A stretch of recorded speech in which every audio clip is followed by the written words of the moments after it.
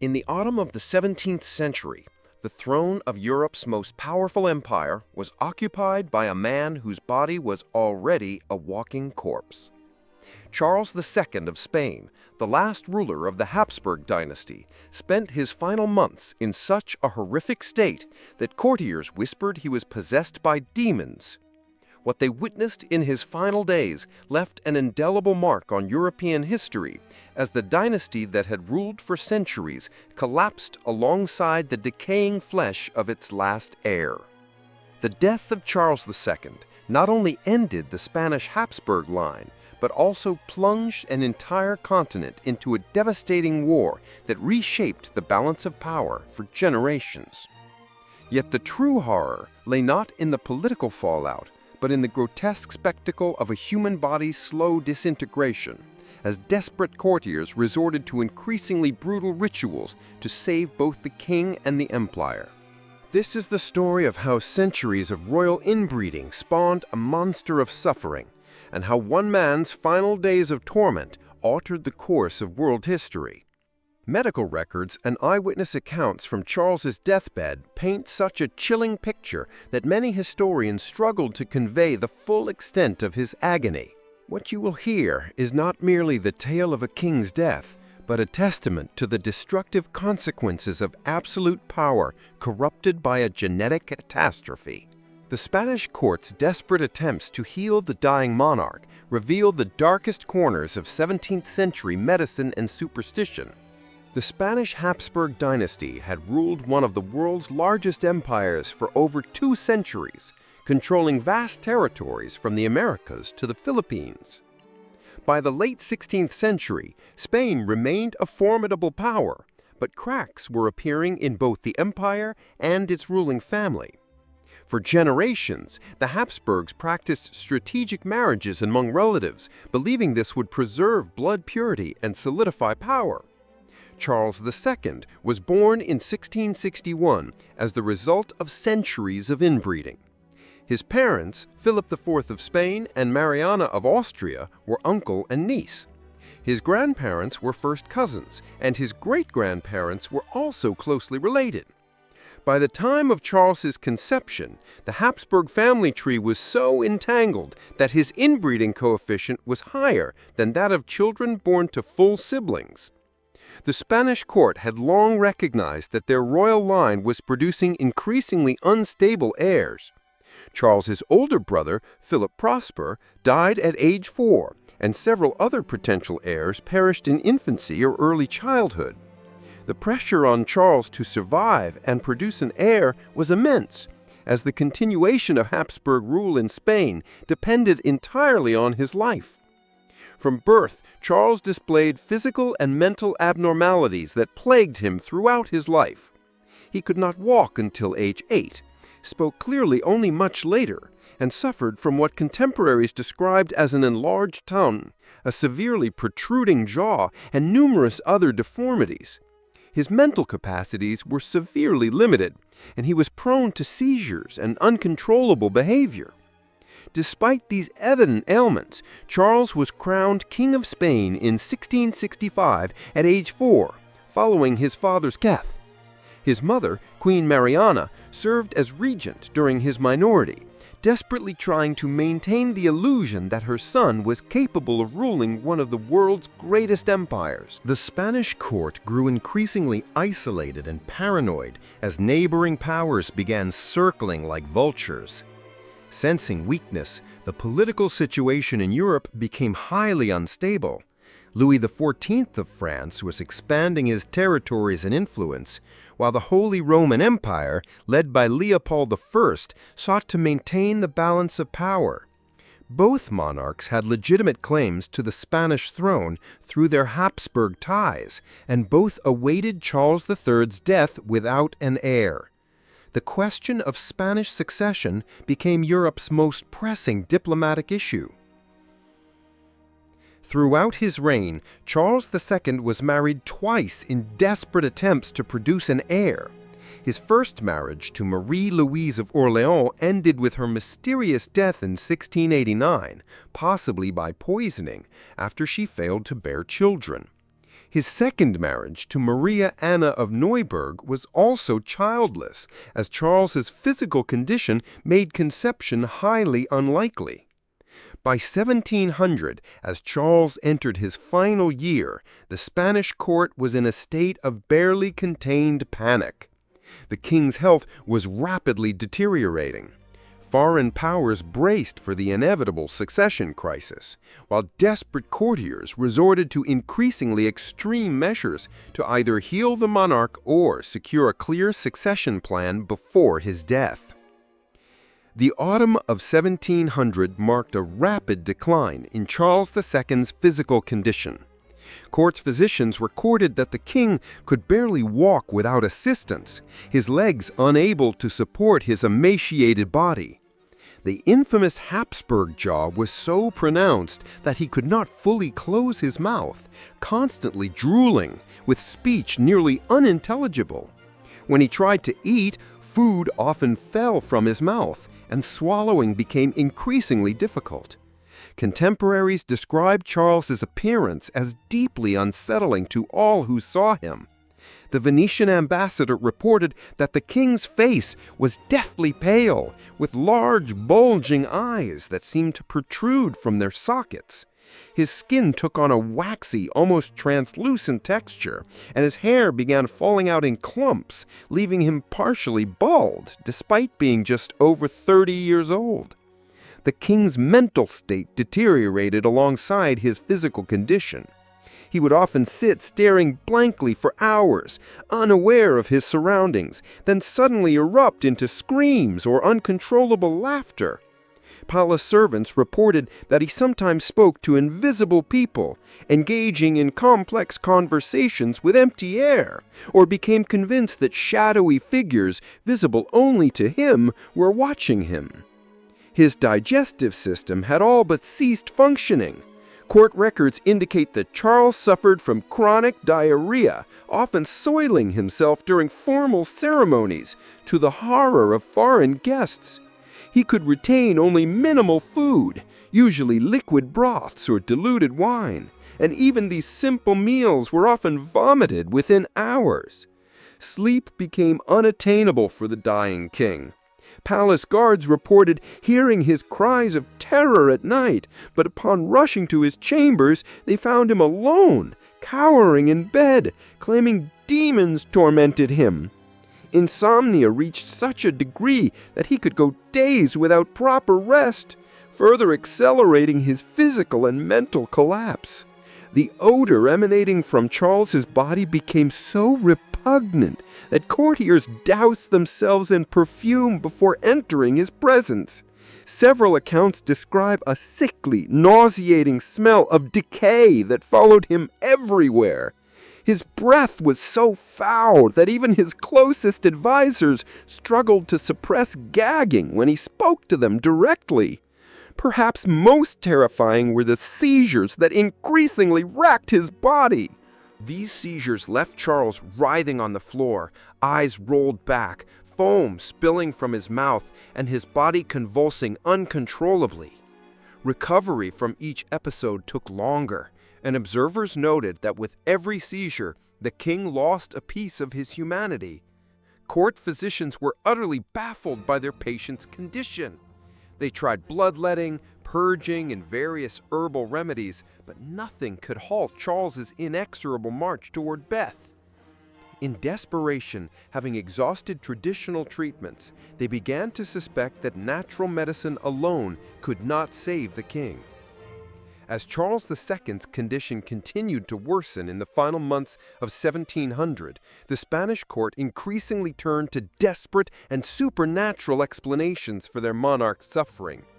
Having depleted their medical knowledge, court physicians began whispering that the king's ailments might have an unnatural origin. Court theologians and priests were summoned to examine Charles, and many concluded that his symptoms matched the signs of demonic possession. The decision to resort to exorcism was not taken lightly. The Spanish Inquisition, still a powerful force in 1700, required extensive documentation and testimony before approving such drastic measures. Witnesses were called to testify about the king's strange behavior, his conversations with invisible beings, and his supernatural strength during seizures. These accounts seemed convincing to the superstitious minds of the Spanish court. Father Antonio Mariguar, the court's chief exorcist, was summoned to personally examine the king. His report, preserved in Spanish archives, describes Charles as exhibiting all the classic signs of diabolical possession, speaking in unknown languages, displaying inhuman strength, and possessing knowledge of events he could not have witnessed. The priest recommended immediate and intensive exorcism. The first official exorcism took place in the king's private chambers on a cold November evening. Charles was bound to his bed as Father Mariguar began reciting lengthy Latin prayers meant to expel evil spirits. The king's reaction was immediate and horrifying. He began screaming in voices that witnesses described as multiple, some shrill like a child's, others low and guttural like an animal's growl. These exorcism sessions quickly turned into public spectacles, with Spanish nobles invited to witness the battle for their king's soul. Charles was strapped to his bed with leather restraints as priests sprinkled holy water and burned incense around his writhing body. The king's reactions grew more violent with each session. He clawed at the restraints until his wrists bled and bit his own tongue until his mouth filled with blood. These brutal sessions often lasted hours, during which Charles shouted prayers and curses in Spanish, Latin, and, as witnesses claimed, unknown demonic languages. The physical toll was immense. After each exorcism, the king was left unconscious, barely breathing, his body covered in scratches, bruises, and burns from repeated dousings with holy water. The Spanish court convinced itself that the exorcisms were working, pointing to brief periods of clarity Charles occasionally displayed after sessions.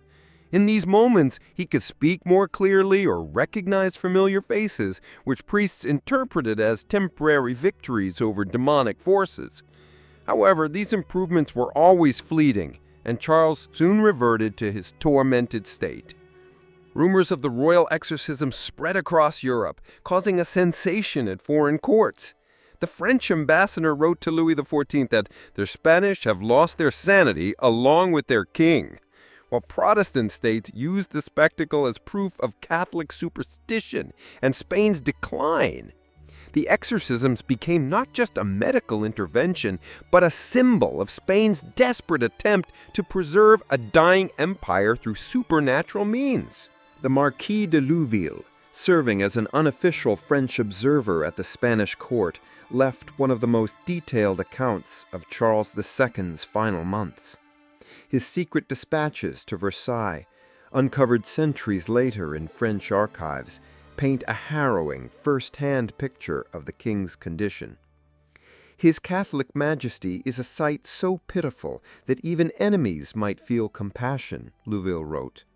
He speaks with great difficulty, his jaw hanging in a constant grimace that renders his speech nearly unintelligible. Louville recounted witnessing one of the exorcism sessions, noting that the scene was more horrific than any torture chamber he had seen in his years serving the crown. The king's screams echoed through the palace corridors, prompting servants to cross themselves and whisper prayers for protection. When the priests finally ceased their rituals, His Majesty lay still as a corpse, his breathing so faint that all feared he had died. The king's personal physician, Dr. Miguel Fernandez, kept meticulous medical records preserved in the palace archives. His notes clinically detailed the extent of Charles's physical deterioration. "The patient's digestive system has ceased to function normally," he wrote in October 1700. "He cannot retain solid food and suffers from constant bowel evacuations. His limbs are so weakened that he must be carried like a child, and his mental faculties appeared to decline daily." Dr. Fernandez also recorded his growing frustration with the court's turn to supernatural methods. "The exorcisms terribly exhaust the patient," he noted, Any temporary improvement is quickly undone by the physical trauma of these sessions. I fear we are hastening his death rather than preserving his life. His professional opinion was increasingly ignored as desperation gripped the court. Maria Anna of Nauburg, Charles's second wife, provided perhaps the most intimate account of the king's suffering. In letters to her sister in Germany, she described the horror of living with her dying husband. "He wakes every night screaming, convinced that demons are pulling at his limbs," she wrote. "I have requested separate chambers, as the stench of decay from his body has become unbearable. I fear for my sanity if I must continue to witness his torment." The Queen's letters also reveal the political pressure she faced. She was expected either to heal her husband or secure a clear statement of succession from him. "The entire court watches my every move, hoping I will succeed where doctors and priests have failed. They expect miracles from a wife who can scarcely bear to be in the same room as her husband. The burden of preserving this dying dynasty rests solely on my shoulders." Palace servants, though rarely literate enough to leave written records, provided oral testimonies recorded by visiting diplomats. One maid told the Venetian ambassador that she saw the king crawling through the palace corridors at night on all fours, howling like a wounded animal and scratching the walls until his fingers bled. Guards reported finding him in the palace chapel, kneeling before the altar, begging God for either healing or death. The Spanish nobility found themselves trapped between loyalty to the crown and horror at what their monarch had become. The Duke of Alva wrote to a friend, "Visiting the court has become a trial that tests the strength of one's spirit. To see such majesty reduced to this state calls into question faith in the divine right of kings. We uphold the fiction of serving a monarch, but in truth we merely witness a prolonged agony." By late October 1700, it was clear to all at the Spanish court that Charles II had entered his final weeks of life. The king could no longer leave his bed, and his rare moments of lucidity grew increasingly fleeting. His body had wasted away to such an extent that courtiers described him as a living skeleton. Skin stretched taut over protruding bones. The political situation reached a breaking point. European powers openly discussed carving up Spanish territories, and the Habsburg claim to the throne would vanish with Charles unless he could be persuaded to name a clear successor. Two main contenders, Archduke Charles of Austria and Philip of Anjou, had supporters at court, leading to fierce factional struggles even as the king lay dying. In his rare moments of clarity, Charles was repeatedly urged to sign a will designating a successor. The effort required to hold a quill was beyond him, so court scribes tried guiding his hand across the paper. The resulting signatures were barely legible scribbles, later sparking disputes over their authenticity. Rival factions took turns visiting the dying king, hoping to secure a deathbed declaration in favor of their candidate. Exorcisms continued with increasing intensity as death neared. Father Maricar and his team of priests maintained an almost constant vigil at the king's bedside, performing abbreviated versions of the ritual whenever Charles showed signs of consciousness. The king's reactions grew weaker, but the priests interpreted his quiet suffering as evidence that the demons were finally leaving his body. Medical care was effectively abandoned in favor of spiritual intervention. Dr. Fernandez was no longer summoned, and the few remaining physicians were instructed to focus on providing minimal comfort. Pain relief was considered potentially harmful to the exorcism process, as priests believed Charles's suffering was necessary to expel evil spirits. Queen Maria Anna withdrew almost entirely from her husband's bedside, unable to bear witnessing his final decay. She spent her time in frantic correspondence with European courts, trying to secure her position in the looming succession crisis. Her letters from this period reveal a woman on the brink of a nervous breakdown, torn between guilt for abandoning her dying husband and horror at watching him die before her eyes. The palace took on an atmosphere of deathly anticipation. Servants moved through the corridors whispering, and the usual routines of court life were suspended. Foreign ambassadors sent daily reports to their governments, eager to be the first to announce the king's death and the onset of the succession crisis that would reshape Europe's political map. Charles II's final conscious act, according to eyewitnesses, was receiving the last rites of the Catholic Church. The ceremony took place in his chambers with all the solemnity Spanish protocol demanded. The witnesses noted that the king was barely aware of the proceedings. His responses to the priest's questions were faint whispers, and he could not make the sign of the cross on his own. Charles II's final day, November 1, 1700, began with what court observers described as an eerie silence. The king, who had screamed and convulsed for months, lay motionless in bed, his breathing so faint that servants leaned close to detect any sign of life. The seizures that had plagued him in recent weeks suddenly ceased, giving way to an almost peaceful calm that many interpreted as a sign that the exorcisms had finally succeeded. Father Monarch continued his vigil at the royal bedside, whispering prayers and periodically touching the king's forehead with holy relics. The king's eyes remained closed, but his lips moved constantly. The priest interpreted this as silent prayers, or perhaps final conversations with the otherworldly forces that had tormented him throughout his life. The room was filled with the smoke of burning incense and the soft chant of Latin hymns performed by the gathered priests. As the hours passed, members of the Spanish nobility began assembling in the antechambers outside the king's bedroom. The atmosphere was tense, tinged with anticipation, and barely concealed relief. Many had grown weary of the months of suffering they had witnessed, and some whispered that death would be a mercy for their tormented monarch.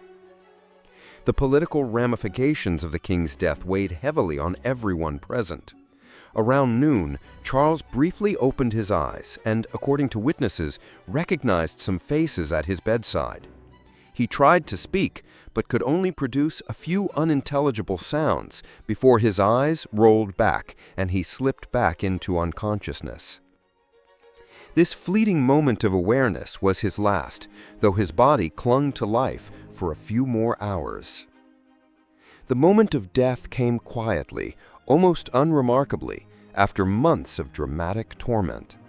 Around 2:30 in the afternoon, court physicians noted that the king's already faint breathing had completely stopped. They waited several minutes before officially declaring him dead, wary that he might suddenly revive, as had happened during earlier near-death episodes. Immediate actions following the death were tightly governed by Spanish royal protocol. The king's body was left untouched for exactly 1 hour before court physicians examined it. Father Monarch delivered final prayers, proclaiming that the demons had been fully exorcised from the royal remains. The Spanish nobility present in the palace immediately began the complex process of managing the succession crisis they had long prepared for. News of Charles's death was meant to remain secret until an official announcement, but rumors leaked from the palace within hours. By evening, couriers were racing across Europe, carrying tidings that would ignite the War of the Spanish Succession.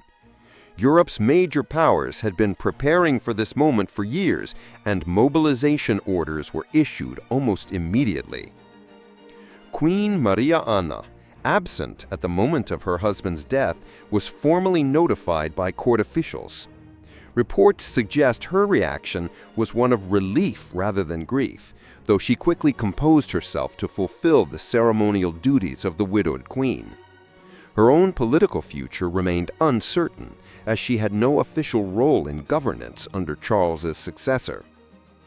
The autopsy of Charles II, conducted on November 3, 1700, by court physicians Dr. Miguel Fernandez and Dr. Antonio Gilengo, revealed the full extent of the genetic catastrophe that had befallen the Spanish Habsburgs. Their detailed report, preserved in the Spanish Royal Archive, is a medical document so disturbing that many historians struggled to convey its contents to modern readers. Upon opening the chest cavity, the physicians found a heart the size of a child's fist, blackened and shriveled, like a piece of leather left too long in the sun. The heart muscle was scarred and appeared to have barely functioned in the king's final years. Dr. Fernandez noted, "It is a miracle this organ sustained life for so long, as it scarcely resembles a healthy human heart." When the physicians opened the skull, they found a brain that, as they described, was so small and damaged that it better suited a child than an adult man. Large portions of the brain tissue showed signs of decay, with multiple cysts and traces of old hemorrhages. The report noted, "It is not surprising that His Majesty suffered from seizures and mental confusion, but rather that he possessed any rational thought at all." The king's digestive system was in complete failure. The stomach was severely ulcerated and contained almost no acid, explaining his inability to digest food properly. The intestines showed signs of chronic inflammation and partial obstruction, consistent with Charles's persistent suffering. The liver was enlarged and hardened, indicating long-term toxic damage, likely from the numerous medications he had taken throughout his life. Examination of the skeleton revealed the full extent of the deformities that had plagued Charles his entire life. The spine was severely curved, the ribs distorted, and the jaw structure so malformed that normal eating and speech were nearly impossible. The physicians remarked, "His Majesty's bones resemble those of a man twice his age, brittle and crippled by years of suffering." But the most horrifying discovery was what the physicians called the decay of internal organs during the patient's lifetime. Several organs showed signs of decomposition typically seen only after death, indicating that parts of Charles's body had begun rotting while he was still alive. This finding explained the foul odor emanating from his body in his final months. The autopsy concluded with a statement that has become famous among medical historians. "It is a miracle that this body sustained life for 39 years. The extent of deformities and decay suggests that His Majesty's suffering was far more excruciating than any external observer could have imagined. Death must have been a blessed release from torments no human should endure." The physicians' findings were initially kept secret, as they painted such a horrific picture of royal suffering that the Spanish court feared for the monarchy's reputation. However, copies of the report soon reached other European courts, where they were used as evidence of the degeneration of the Spanish Habsburgs and as justification for the impending war over the succession. Charles II's death triggered the largest European conflict since the 30 Years' War, as major powers immediately began vying for control of the vast Spanish Empire. Within days of the death of the king, both France and Austria mobilized armies, each claiming legitimate rights to the Spanish throne through Habsburg ties. Louis XIV of France acted swiftly, supporting his grandson Philip of Anjou to Spain's throne based on a will Charles had allegedly signed in his final weeks, naming Philip as his successor. However, the legitimacy of this will was immediately challenged by Austrian representatives, who argued that Charles was mentally incompetent and possibly under demonic influence at the time of signing.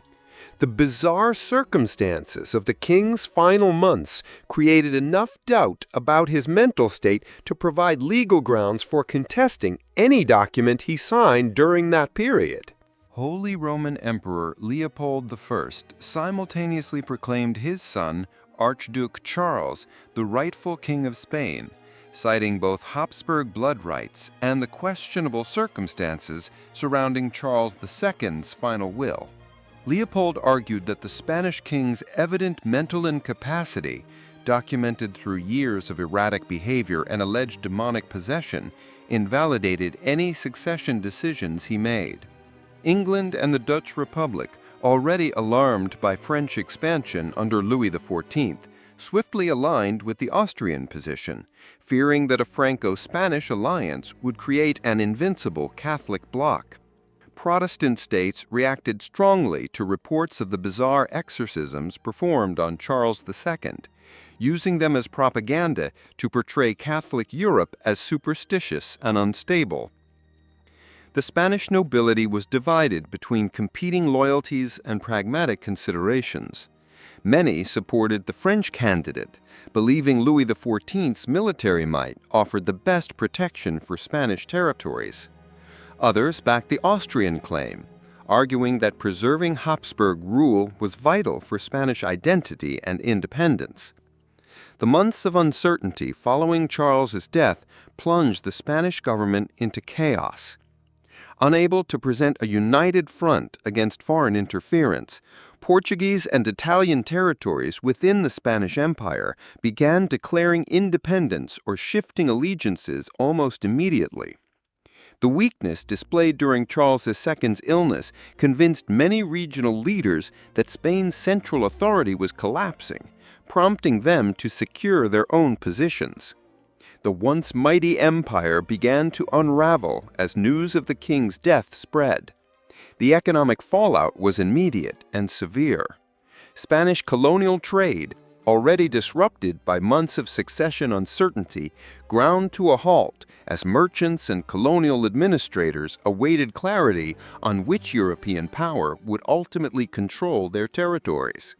The value of Spanish government bonds plummeted on European markets, and several major banks teetered on the brink of bankruptcy due to their reliance on Spanish debt.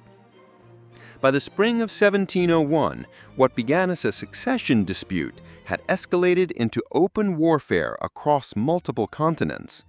The War of the Spanish Succession would rage for over a decade, ultimately reshaping the balance of power in Europe and establishing Britain as the dominant naval power. The death of one genetically compromised king triggered a global conflict that would claim millions of lives and transform the modern world. Charles II's death marked not just the end of an individual life, but the collapse of one of history's most powerful ruling dynasties. The Spanish Habsburgs, who had controlled vast territories in Europe, the Americas, Asia, and Africa for over 2 centuries, ultimately fell victim to the genetic consequences of systematic inbreeding. The dynasty, once boasting that the sun never set on their empire, produced a final heir so physically and mentally impaired that he could barely function as a human, let alone rule as a monarch. Modern genetic analysis of the Habsburg lineage reveals the full extent of the biological catastrophe that led to Charles II's condition.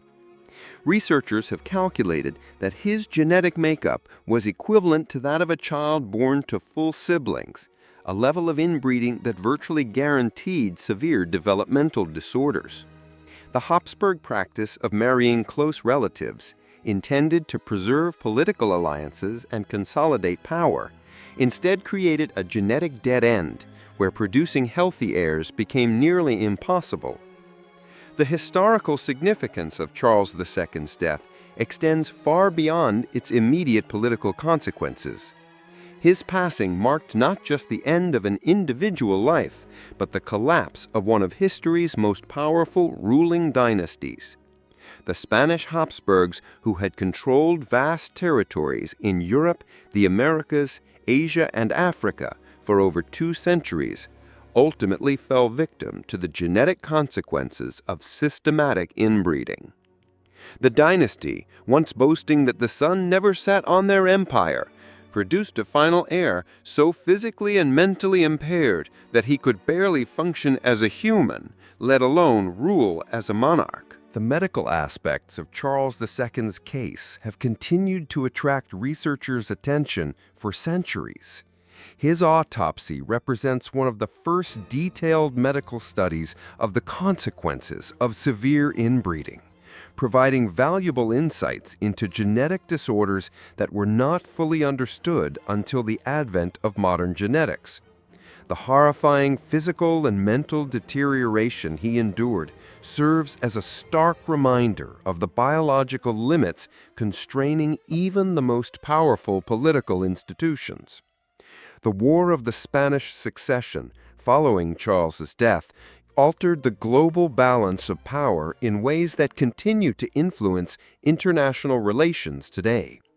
The conflict established Britain as the dominant naval power, secured French continental dominance for a generation, and initiated the decline of the Spanish Empire.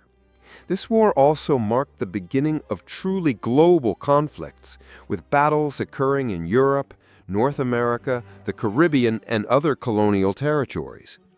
But perhaps most significantly, the grotesque spectacle of Charles II's final months accelerated intellectual changes that would define the Enlightenment era.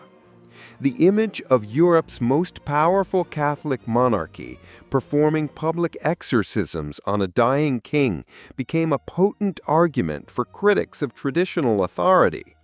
Philosophers and political theorists pointed to the superstitions of the Spanish court as proof that rational thinking should replace religious dogma in matters of governance. Charles II's legacy also underscores the human cost of absolute power and dynastic ambitions. His life, marked from birth by severe ailments and chronic suffering, was sacrificed to preserve the fiction of Habsburg legitimacy. The courtiers surrounding him were more concerned with extracting political advantage from his condition than providing him compassionate medical care. His story reminds us that even kings and emperors are ultimately human, capable of suffering and dying like everyone else. The transformation of Charles II from a living person into a historical symbol began almost immediately after his death. Within a few decades, Enlightenment thinkers used his case as an example of the degeneration of absolute monarchy. While Catholic apologists claimed his sufferings were a form of religious martyrdom, these competing interpretations continued to evolve as modern historians strive to separate facts from centuries of political and religious propaganda. The horrifying final days of Charles II of Spain force us to confront uncomfortable truths about power, suffering, and human nature that echo through the centuries. Before us is a man born into the most privileged position, heir to the world's greatest empire, surrounded by boundless wealth and absolute authority, yet doomed to a life of constant physical pain and mental torment due to the very genetic inheritance that granted him the throne. The Spanish court's reaction to Charles's condition reveals the darkest sides of human nature when faced with death and loss of power. Instead of providing the king with compassionate end-of-life care, courtiers subjected him to increasingly cruel procedures in desperate attempts to derive political benefit from his suffering. Public exorcisms, conducted more as political theater than spiritual healing, turned the agony of a dying man into entertainment for the nobility. The horrifying medical horrors revealed during Charles's autopsy remind us that genetic diversity is not just a biological concept, but a fundamental condition for human flourishing. The systematic inbreeding practiced by the Habsburg dynasty for political rather than biological goals led to a genetic catastrophe, culminating in Charles's grotesque physical and mental deviations. His case serves as a powerful argument for the importance of genetic diversity in human populations. The political consequences of one man's death, a war lasting over a decade and reshaping the global balance of power, demonstrate how human frailty can trigger monumental historical change. Charles II's inability to produce an heir, directly tied to his genetic disorders, created a succession crisis that European powers had anticipated for years. His death became the catalyst for conflicts that shaped the fates of nations and empires. Perhaps most crucially, Charles II's story challenges our notions of progress and civilization. Here was one of Europe's most sophisticated courts, surrounded by art, knowledge, and culture. Yet faced with their king's illness, they resorted to medieval superstitions and brutal pseudo-medical procedures. The gap between their scientific knowledge and actual actions reveals how quickly civilized societies can revert to primitive behavior when confronted with death and the collapse of their core beliefs. The human element of Charles's story must not be lost amid political and historical analyses. Regardless of his titles and privileges, he was, ultimately, a man who suffered immensely throughout his short life. His final months, marked by physical agony, mental confusion, and desperate interventions by those around him, represent a form of suffering that transcends historical eras and social status. In an age often obsessed with power and status, Charles's story reminds us that death comes to all, regardless of wealth or position. His legacy continues to shape our understanding of genetics, politics, and human nature. His case is studied by medical researchers examining the consequences of inbreeding, political scientists analyzing the collapse of dynasties, and historians seeking to understand the transition from medieval to modern Europe. His life and death serve as a lens through which we can examine broader questions about power, suffering, and human dignity. Ultimately, the horrifying final days of Charles II of Spain are both a historical curiosity and a timeless moral lesson. They remind us that absolute power corrupts not only those who wield it, but also those who uphold it. That genetic inheritance cannot be manipulated without consequences, and that human suffering demands compassion regardless of political circumstances. The Spanish branch of the Habsburg dynasty may have died with Charles II, but the lessons of his life and death continue to resonate through history, warning us of the dangers of unchecked power and underscoring the importance of human dignity in the face of mortality.